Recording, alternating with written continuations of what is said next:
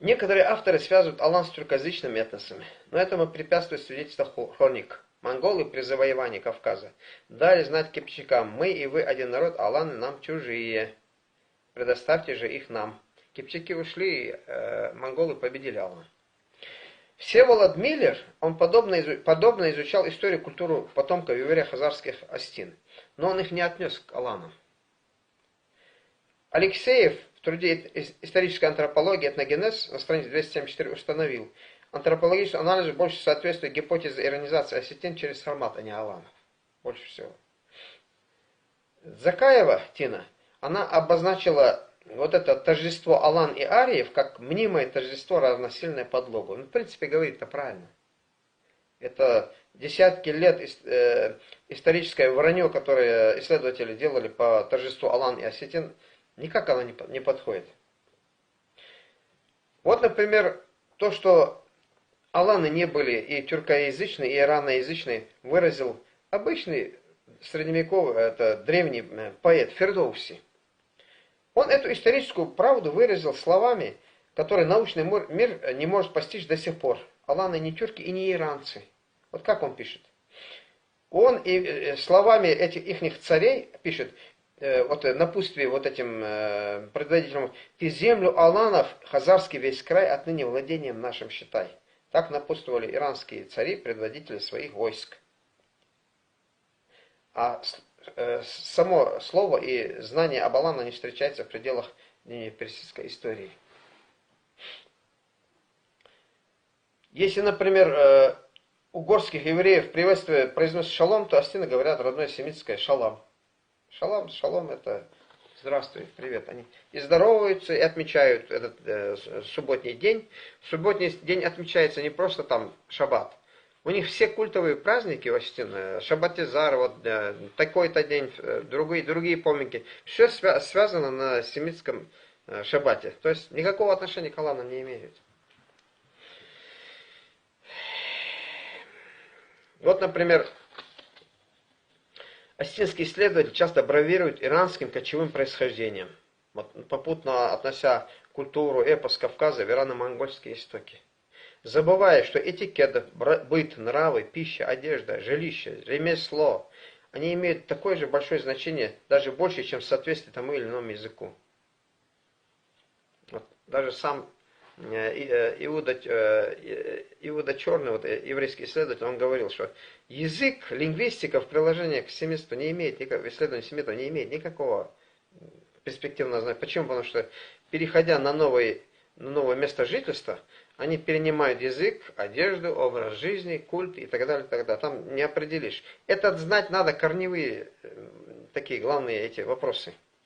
Насрен длиннобородый, Тхамаданарский, самый храбрый и сильный. Вот адыгские сказания говорят. Необходимо отметить, что в адыгском эпосе никто из наторов, кроме Насрен, не удостоен термина тамады, главного. Отвечая за все народы Кавказа, Абаев утверждал, что на Кавказе жениху ухажеру поручают организационные функции при осуществлении мероприятий, то есть быть тамадой. Это не отвечает. Конечно, зять у них жил и у тестя, пасет чужой скот, женится на сестрах, организует праздники. Возможно, что подобное культурное наследие присутствует и в других народах, но у кавказских народов подобное невозможно.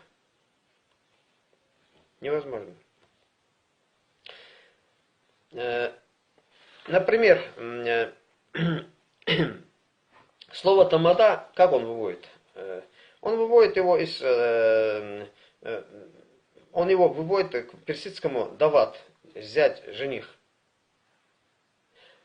И говорит, что это же значение имеет и адыгская тамада. Конечно, зятья помогали в мероприятиях, но на Кавказе они этого не говорили. Вот смотрите, Гольштейн, описывая осетинское застолье, а вслед за ним и этнограф Лавров пишут: мы угощались и слушали тосты, за столом строго соблюдался осетинский этикет. Сидели, как в Московской Руси, не по правилам местничества, говорили только с разрешения тамады, а им был самый старший. То есть это никак, причем взять, причем это постоянное выдумывание, натаскивание. Зачем понадобилось Абаеву объяснять термины кавказского застолья какими-то выдуманными обозначением непонятно. Очень непонятно. При всем уважении к древнему адыгскому этикету, традициям застолья, необходимо отметить, что адыгские застолья собирали людей разного социального состава. Вот, например, да? Не все же могут быть князьями. Следовательно, часть участников застолья была ограничена в правах и возможностях. Из источников мы знаем, что у них князю прислуживал дворянин, дворянину прислуживал свободный крестьянин, свободному крестьянину раб и так далее, и так далее. У ингушей этого не было. У ингушей свободное было застолье, свободное общество, как и у аланов. Застолье ингушей, где все были равноправны, свободны, как настоящие нарты, как истинные аланы. Не зря Астины ингушей именуют Макалон. Хотя некоторые говорят, что это там от ястреба. Нет, это истинные свободные аланы. Мог это свободный алан. При всей многовековой отлаженности ингушского застолья у каждого участника была равная возможность для слова. Вот это была истинная свобода застолья ингушских, где была возможность показать свой смысл, волю, выдержку, знание, традиции. Марцелин сказал, что аланы воистинны, им доставляет удовольствие, опасность и война. А как обстоит дело, например, с воинственностью в прошлом у осетин? Вот смотрите, как описывают исторические свидетельства. В страшный холод крестьян заставляли сгребать глубокий снег, расчищать дороги. На стланом скорости застряла нога казачья, за что людей стали избивать. Лошади нога застряла, и убили 2 человек. Женщины запрягли в ярмо и привязали сани, а солдаты сзади подгоняли плетьми. Платы никакой не давали.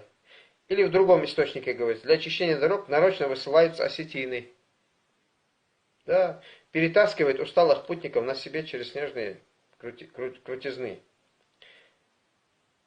Ну давайте теперь приведем абзац исследователя об ингушах. Характер отличается от удивительной вспыльчивости, каждое бранное слово считает для себя оскорблением, нередко мстит обидчику смертью, не дорожа до такой степени жизнью другого человека, он мало ценит и свою.